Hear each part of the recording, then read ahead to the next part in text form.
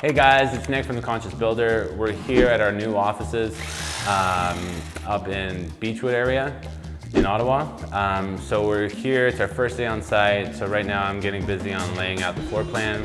And now I'm on to setting down and cutting down the bottom plates for our walls. Samira is just over in the other room working on some demolition. So we're tearing down 2 walls to make room for a big meditation space. And so we've just finished pulling out some tiles at the entrance, and soon the walls are going to be going up.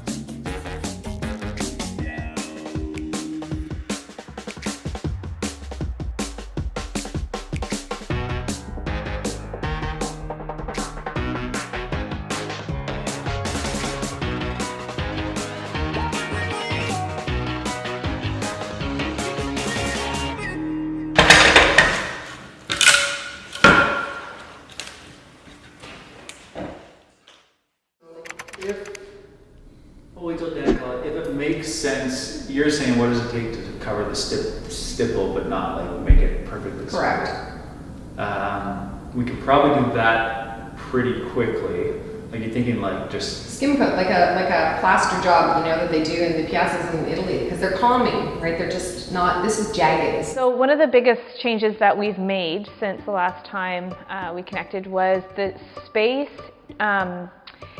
The entire space is kind of divvied up into 2 parts, and we initially were going to build the studio in the one side, but we thought we might as well maximize the entire studio. So we decided to build walls here, and then over on the other side, knock walls down and create that into the entire meditation space.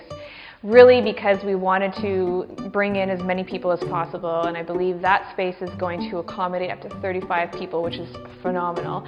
If we were to go ahead with the other space and the other side, it was only going to accommodate almost maybe 20, 21, not even. So we really were able to add a lot more people, which is great.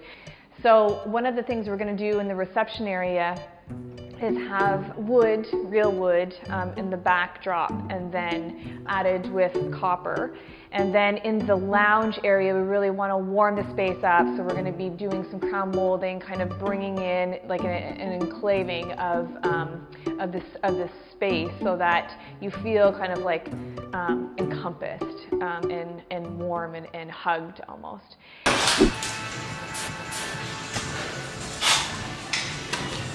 All right, ready?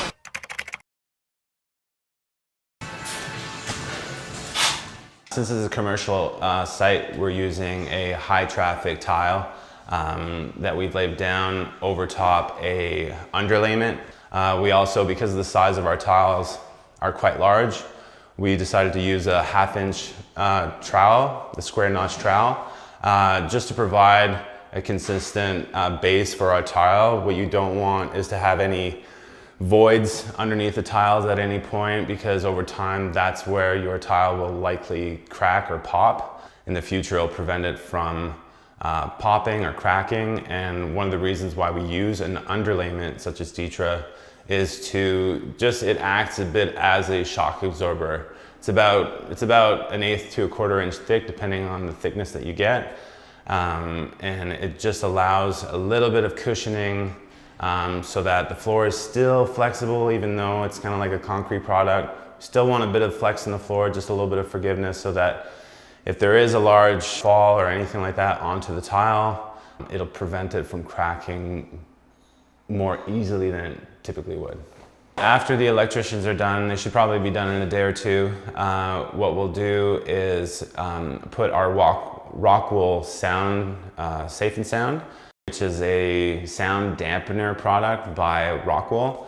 That combined with the resilient channel and the 2 layers of drywall should provide a wall that will deaden a lot of the noise. An SDC rating probably around something that if I was speaking loudly, it would probably be a very low muffle on the other side of the wall.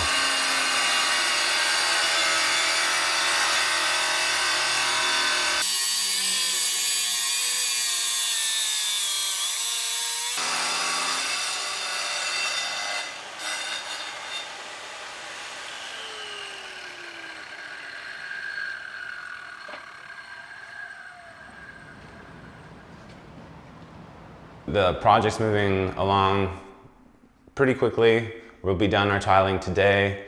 Then we'll move on to finishing the walls, installing our baseboards and trim, and then it'll just be some finished trim work to finish the space.